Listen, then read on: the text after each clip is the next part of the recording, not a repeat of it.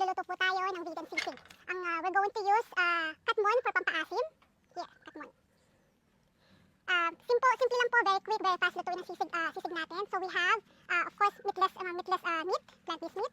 We have onions, hindi mawawala yan sa sisig. And of course, for kick, siling labuyo. And konting asin. And yung main ingredients natin will be the katmon. So ang ginawa po namin is we blended some katmon to make it juice. Kasi siya yung pinakakalamansi ng natin, ng sisig natin. So yun lang, asin, sibuyas, siling labuyo, the plant-based meat and the kalamansi na katmon version. So una po, of course, mantika for panggisa. Pero hindi natin gigisahin. Ano lang, parang pipirutin lang natin yung pinaka-plant-based meat. Next, ito pong plant-based meat natin.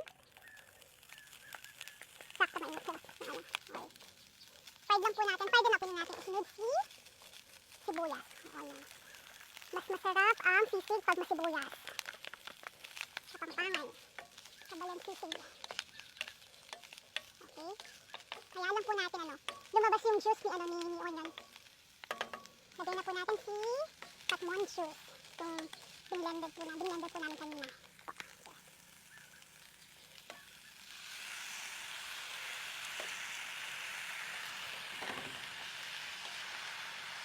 Kasi katmon po, hindi siya ganun ka-asin katulad ng kalamansi actually. Para siyang, yung isang fruit natin na balimbing, pero mas lighter siya kasi yung balimbing super asin niya. Minsan matabang, but usually it's maasin na balimbing. Yung katmon naman, yung texture po niya pag kinakain on its own, crunchy na parang balimbing talaga. And lighter, hindi siya super asin. So that's why I put a lot of juice, katmon juice, na sisig kasi kailangan maglaban yung asin, anghang, and alat ng sisig natin.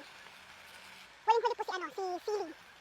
And then salt, depende po sa inyo kung gaano po karaming salt yung lalagay nyo. Lagay na po natin si siling labuyo.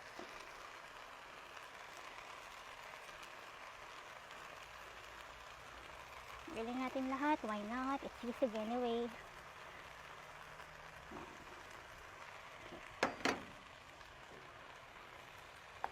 Pwede na po natin isabay si dito. Si salt actually. Together with the And then, mix all together po. Namin muna ko yung sisig. Ako din.